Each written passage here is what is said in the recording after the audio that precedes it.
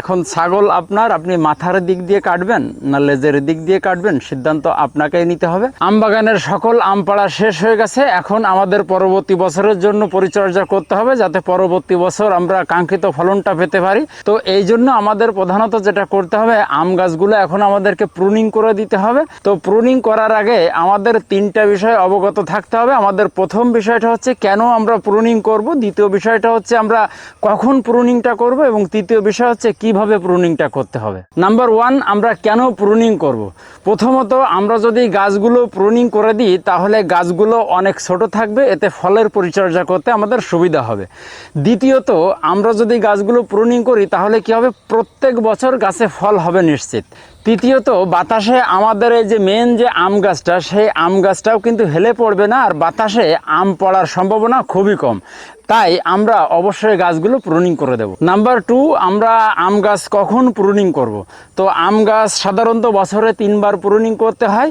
আমাদের প্রথম প্রুনিংটা হবে যখন আম গাছে মুকুল আসবে। মুকুল আসার মোটামুটি 30 দিন আগে আমরা প্রথম প্রুনিংটা করব। প্রুনিং করার পরেই কিন্তু আমরা স্প্রে দিয়ে দেব। দ্বিতীয় প্রুনিং হবে আম যখন ম্যাচিউরড হয়ে যাবে, মোটামুটি আপনার ম্যাচিউরড মানে পাকার আপনার 30 দিন আগে, পাকার 30 দিন আগে আমরা দ্বিতীয় প্রুনিংটা করব। তখন আমাদের কি করতে হবে, যে পল্লবের মাথায় আম হয়নি সেই পল্লবটা কেটে ফেলে দিতে হবে। অতিরিক্ত যে ডালপালা আছে, যে ডালে আমরা এর আগে দেখিয়েছি যে ডালে আম হয়নি, সে ডাল কিন্তু রেখে কোনো লাভ হয় না। এই ডালগুলো ছেটে ফেললে কি হয়, বাগানের ভিতরে প্রচুর পরিমাণে আলো বাতাস চলাচল করতে পারে, আর এক্ষেত্রে পোকামাকড়ও কিন্তু কম লাগে। আমাদের তৃতীয় প্রুনিংটা হওয়া উচিত হচ্ছে এই যে আমরা এখন যে টাইমটাতে দাঁড়িয়ে রয়েছি, এটা হচ্ছে আমাদের আম যখন হারভেস্ট হয়ে গেল, সকল আম গাছের পাড়া হয়ে গেছে, দেখতে পাচ্ছেন। এখন কিন্তু আমরা তৃতীয় প্রুনিংটা করতেছি। এটা হবে আম পাড়ার মোটামুটি 10 দিন পরে, 20 দিন আগে। এর ভিতরে যে টাইমটা আসে, এই টাইমের ভিতরে আপনাকে তৃতীয় প্রুনিংটা করে দিতে হবে।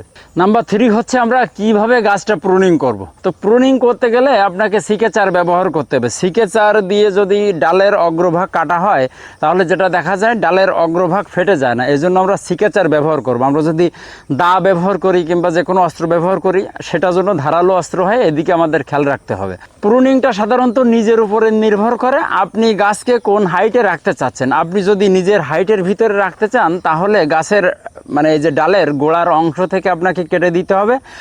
আর যদি চান যে আমি গাছটা অনেক বড় করব, তাহলে যেটা করতে হবে, শুধুমাত্র যে ডালে আম হয়েছিল, এই যেমন দেখা যাচ্ছে, শুধুমাত্র যে ডালে আম হয়েছিল সেই ডালের অগ্রভাগটা কেটে দিতে হবে।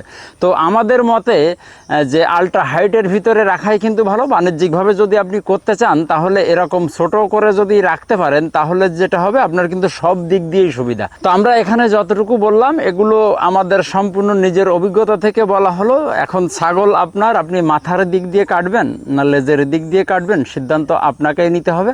সঙ্গে থাকার জন্য সকলকে ধন্যবাদ।